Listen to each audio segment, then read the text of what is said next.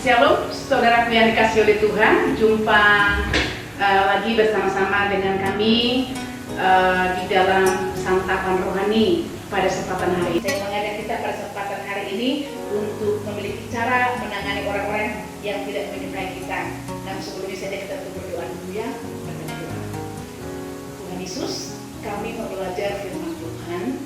Tuhan, kami buka hati kami untuk mengerti dan memahami firman-Mu, dan kami berkomitmen Tuhan untuk menerimanya dan melakukannya dalam kehidupan kami hari ke hari. Berfirman Bapa, dalam nama Tuhan Yesus kami berdoa. Amin. Saudaraku yang dikasih oleh Tuhan Yesus, Abraham Maslow berkata, kita semua membutuhkan orang untuk bertahan hidup. Tapi persoalannya, bagaimana jikalau ada orang di sekitar kita yang tidak menyukai kita? Untungnya bukan hanya kita yang pernah menghadapi situasi ini. Daud sejak dia diurapi oleh Nabi Samuel juga mengalami ada orang yaitu Saul yang menjadi musuh bebuyutannya ingin membunuhnya. Saya ajak kita melihat di dalam 1 Samuel pasal yang ke-24, saudara. Dikatakan mulai dari ayat 3, kemudian Saul mengambil 3.000 orang yang terpilih dari seluruh orang Israel, lalu pergi mencari Daud dan orang-orangnya di gunung batu kambing hutan. Ia sampai ke kandang-kandang domba di tepi jalan. Di sana ada gua dan Saul masuk ke dalamnya untuk membuang hajat, tetapi Daud dan orang-orangnya duduk di bagian belakang gua. Lalu berkatalah orang-orangnya kepada Daud, telah tiba hari yang dikatakan Tuhan kepadamu, sesungguhnya aku menyerahkan musuhmu ke dalam tanganmu, maka perbuatlah kepadanya apa yang kau pandang baik. Maka Daud bangun lalu memotong puncak jubah Saul dengan diam-diam. Kemudian berdebar-debarlah hati Daud karena ia telah memotong puncak Saul. Lalu berkatalah ia kepada orang-orangnya, dijauhkan Tuhanlah kiranya daripada untuk melakukan hal yang demikian kepada Tuanku, kepada orang yang diurapi Tuhan, yakni menjamah dia sebab dialah orang yang diurapi Tuhan. Saudaraku yang dikasihi Tuhan, saya katakan tadi sejak Daud diurapi oleh Samuel, Saul begitu benci dan menjadi musuh bebuyutannya. Sampai 3.000 pasukan disiapkan hanya untuk menangkap Daud. Daud harus bersembunyi dari gua yang satu kepada gua yang lain, bersembunyi dari gunung yang satu ke gunung yang lain, melakukan pelarian menghindari Saul dan pasukannya. Itu nggak mudah, saudara. Jadi ketika tiba sebuah kesempatan di mana Saul masuk ke dalam sebuah gua, di mana Daud dan orang-orang yang ada di situ, sebenarnya itu sebuah peluang untuk menghentikan semua kelelahan ini, membunuh Saul, selesailah persoalannya. Tapi perhatikan, Daud lebih memilih menghormati Tuhan, taat kepada Tuhan. Kenapa? Karena Saul orang yang diurapi Tuhan menjadi raja, maka Daud akan dijauhkan Tuhanlah daripadaku membunuh orang yang diurapi oleh Tuhan. Saudaraku, pada kesempatan ini kita melihat dan belajar dari pengalaman Daud. Ada 3 cara, ada 3 poin penting yang saya mau sampaikan bagi kita cara menghadapi orang yang tidak menyukai kita. Yang pertama, belajarlah untuk memahami orang tersebut. Kita harus belajar memahami orang tersebut. Kenapa? Mungkin sebenarnya dia bukan benci kepada kita, tetapi karena dia mengagumi sesuatu yang ada dalam diri kita, tapi dia gak mau mengakuinya. Atau dia membenci kita karena dia memang membenci dirinya sendiri.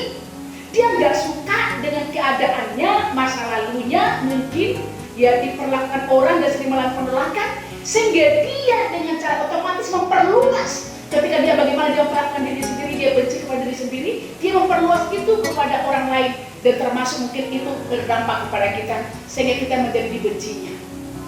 Karena itu kita pahami, cobalah berjalan dengan orang itu 1 mil jauhnya dengan memakai sepatunya. Dalam arti kita berdiri atau menempatkan diri pada posisi orang itu, mempelajari siapa dia, sehingga kita bisa ketahui sebenarnya dia bukan orang yang layak dibenci, tapi justru orang yang layak kita kasihani. Mari belajar untuk memahami orang tersebut.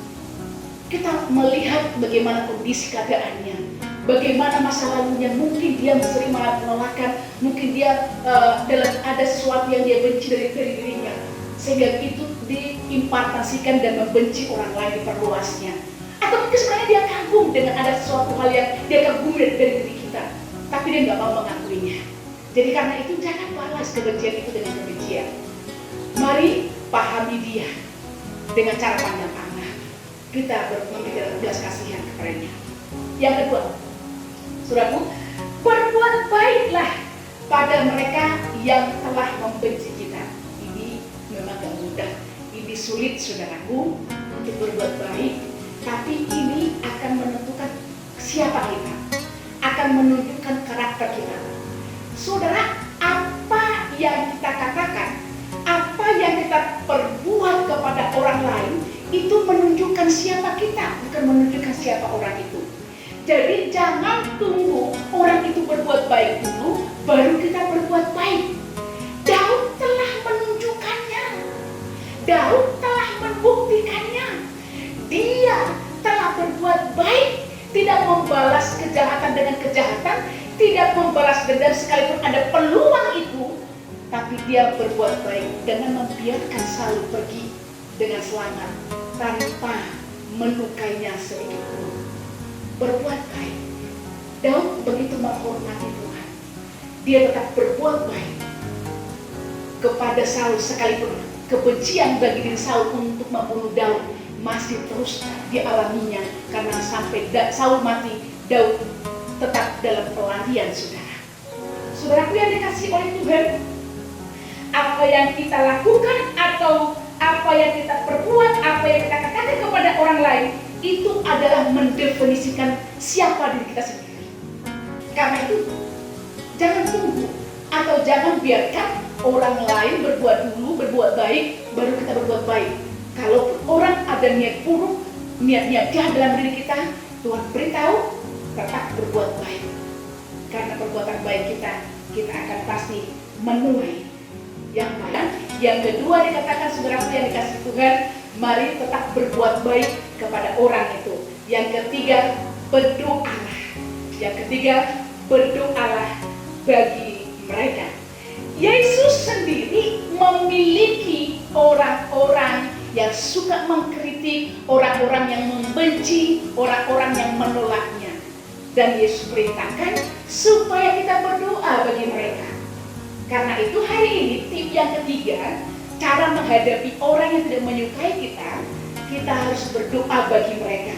Supaya Tuhan menjamah, mengubahkan, dan menolong mereka keluar dari kebiasaan-kebiasaannya itu. Saudara yang dikasihi oleh Tuhan Yesus, apa yang saudara harapkan, apa yang saudara perbuat, itu akan kembali kepada kita. Kalau saudara berdoa, mengatakan yang baik, memperkatakan yang indah, berkat kepada orang itu, percaya itu juga akan kembali kepada kita. Tapi kalau kita membalas, dia membuat kejahatan, mungkin orang itu berbuat jahat, tapi kita membalas dengan kejahatan itu pun nanti akan kembali kepada kita. Karena itu pilihlah untuk berdoa dan memberkatinya, karena berkat itu pun bisa akan kembali kepada kita. Mari pada kesempatan hari ini Bapak Ibu yang dikasihi oleh Tuhan, dalam perenungan kita, santapan rohani pada kesempatan hari ini, mari kita punya 3 cara penting untuk menghadapi orang yang tidak menyukai kita. Yang pertama, coba pahami mereka. Ya, yang kedua dikatakan tetaplah berbuat baik kepada mereka. Yang ketiga, berdoalah kepada mereka yang tidak menyukai Anda, karena Tuhan akan menolong baik kita dan juga orang tersebut. Kiranya pada kesempatan ini Tuhan menolong kita menghadapi orang-orang yang tidak menyukai kita, orang yang kritik dengan kita, orang yang membenci kita, yang menginginkan kematian kita sekalipun, Tuhan pasti menolong kita. Lihat, Daud begitu diberkati oleh Tuhan, Daud begitu diangkat oleh Tuhan, Daud terus diperhatikan oleh Tuhan. Tuhan akan memperhatikan saya, saudara, ketika kita selalu memahami, belajar untuk memahami orang-orang yang tidak menyukai kita, selalu berbuat baik kepada orang-orang yang tidak menyukai kita, dan selalu mendoakan mereka yang tidak menyukai kita. Seperti Daud diberkati dan terus diperhatikan oleh Tuhan, saya percaya saya dan saudara akan diberkati dan diberkati oleh Tuhan karena mau belajar kepada Tuhan dan mengikuti kehendaknya. Tuhan Yesus memberkati. Mari berdoa. Bapa di surga, terima kasih pada kesempatan hari ini. Kami sungguh mohon Tuhan, Engkau Allah kami menolong kami supaya kami di dalam kehidupan kami hari ke hari kami menjadi orang yang sungguh mau dan belajar memahami orang-orang yang tidak menyukai kami, supaya tidak timbul kebencian dan amarah. Kami berdoa supaya Tuhan tolong kami selalu berbuat baik kepada orang-orang yang menyukai kami. Bahkan kami berdoa supaya kami selalu mendoakan mereka, orang-orang yang tidak menyukai kami. Sama seperti Daud yang begitu menyukai hati Tuhan, di dalam kehidupannya kami sungguh berdoa, kami pun melakukannya. Seperti karakter Daud, seperti karakter Kristus, itulah Engkau dapati dalam kehidupan kami, di dalam menghadapi orang-orang yang tidak menyukai kami. Terima kasih Tuhan. Dalam nama Tuhan Yesus kami berdoa. Haleluya. Amin. Sampai jumpa kembali dalam perenungan tapan rohani di hari berikutnya. Tetap semangat. Tuhan Yesus berkati. Shalom.